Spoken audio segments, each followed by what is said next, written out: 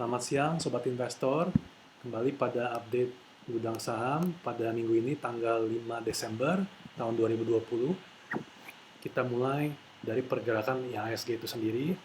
Di sini sudah kita gambarkan level support IHSG. Saat ini level support menengahnya di 5.400, 5.350. Memang saat ini masih jauh di sini. Nah, pada minggu kali ini IHSG tertahan di level 5.800. Kita kasih lihat bahwa level 5.800 adalah level support kuat di 100 mingguan moving average di sini, garis ungu ini. Ini setelah IHSG berhasil menembus level ini, akan menjadi sangat bullish untuk IHSG, di mana kemungkinan besar akan mencapai level tertingginya, mungkin di 6750 dan 6500. Kita juga bisa kasih lihat sejarahnya, terakhir kali menyentuh level 100 moving average adalah di tahun 2015. Jadi pada saat ini di Juni 2016, setelah 100 moving average berhasil ditembus di level 4.900 di sini, IHSG melaju terus sampai kemudian kembali di Februari, di mana level ini berhasil tertembus dan mengakibatkan kejatuhan yang lumayan dalam dari level 6.100 turun ke level 4.000 ya. Jadi memang level ini yang harus kita perhatikan apakah berhasil menembus atau tidak. Nah, dikarenakan juga ada penggerak-penggerak IHSG yang kita harus perhatikan. Untuk saat ini kita mengestimasikan bahwa IHSG akan bergerak sideways dulu, mungkin menjadi seperti ini sebelum melanjutkan naik, karena saham-saham penggerak IHSG itu masih berada di bawah level resistance kuat. Contohnya kita lihat dari BCA. Nah, BCA ini tertahan terus di level 33.000. Bahkan saat ini malah turun di bawah level 20 hari ya, moving average ini. Nah, jadi belum sampai ke titik 33.000. Kita lihat bank lain, BBRI juga sama, masih tertahan di sini. Ini juga mungkin level yang harus butuh waktu untuk bisa ditembus, terutama kalau kita melihat ke belakang. Nah, di sini ada resistance di sini sekitar 4.500. Kita lihat saham lain seperti Bank Mandiri juga, walaupun uptrend, tapi juga belum berhasil menembus level di sini. Kesannya agak melemah ya.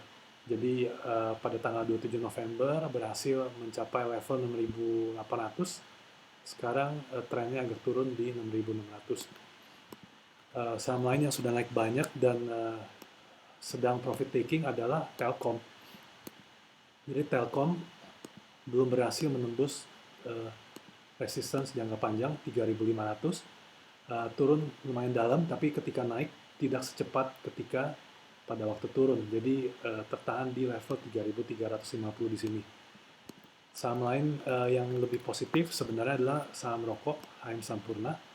Nah, di sini dia berhasil menembus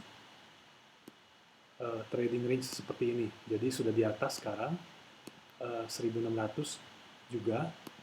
Jadi sudah di atas semua moving average. Nah, tinggal nanti kita lihat seperti apa pergerakan selanjutnya.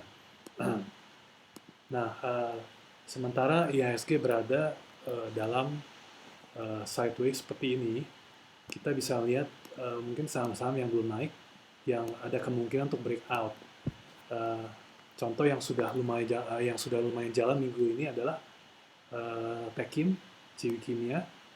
Jadi setelah sideways lumayan lama dari bulan Juli, Agustus, Oktober, November, bahkan ketika IHSG naik pun dia masih di bawah sini, akhirnya breakout ke atas.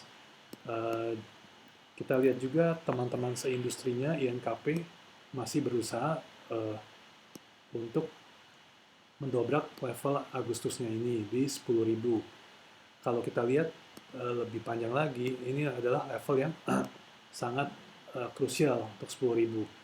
Jadi kalau menurut teknik analisis, ketika 10.000 ini berhasil tertembus, amat sulit untuk kembali lagi. Jadi kita bisa lihat di sini pada waktu INKP turun dari 20.000 ke 10.000, dan ini sekali lagi kita harus tekankan bahwa pada saat ini menembus level 100 week ya, 100 minggu moving average, dia turun ke sini, tidak berhasil menembus 10.000. Nah, kalau level 10.000 ini berhasil tertembus, kemungkinan besar untuk jangka menengah 6 bulan ke depan bisa naik sekitar 6.000 sampai 7.000 dari level 10.000. Jadi kasus ini kemungkinan bisa naik di atas level 16.000, 17.000. Tapi untuk jangka pendeknya kita harus melihat ketika INKP break menembus level ini. Ini yang sangat penting. Sektor lain yang belum bergerak terlalu banyak adalah sektor poultry, ya. Java Confit juga sudah break sebenarnya, tapi volume masih kecil. Level 1320 ini sudah 6 bulan terakhir berusaha menembus. Juga di sini support lumayan kuat di Mei 2019. Nah, kalau memang sudah break ini, kita bisa expect Java Confit untuk lanjut. Kita juga bisa melihat secara fundamental ya, harga poultry juga berangsur naik. Jadi itu merupakan positif katalis untuk laba dari pemain poultry. Satu lagi untuk pemain poultry yang sudah break tapi baru mulai jalan di sini adalah Malindo Feed Mill Main. Sudah berhasil tembus dari level 700. Volume lumayan tinggi di sini. Di sini ketika menembus. Nah, ini juga potensial untuk di minggu-minggu ke depan, di mana pada waktu IHSG bergerak menyamping, kemungkinan sektor-sektor ini bisa meneruskan upside-nya. Kita bisa lihat juga di sini level 700 yang pada saat itu sulit ditembus sebagai support ya, berarti kalau di tahun 2018. Nah, ketika sudah berhasil turun dan tertembus ke bawah di sini, misalnya di Maret, turunnya sangat dalam ya. Jadi itu yang kita harus perhatikan untuk main. Sektor-sektor lain kita pikir sudah lumayan tinggi ya. Contohnya konstruksi.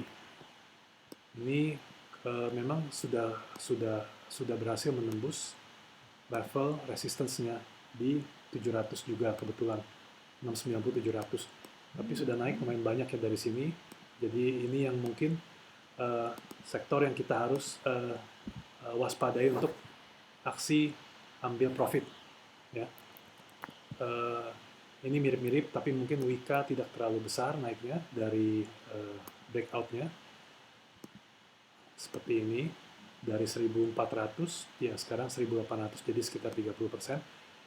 Mungkin nanti ada posting selanjutnya, kita akan coba beri saran untuk saham-saham yang sudah naik seperti ini, bagaimana cara mengambil profit yang mungkin lebih strategik ya, supaya tidak masih bisa mengikuti jika harga saham naik, tapi juga kita bisa lihat untuk merealize profitnya sebagian. Mungkin itu untuk posting berikutnya.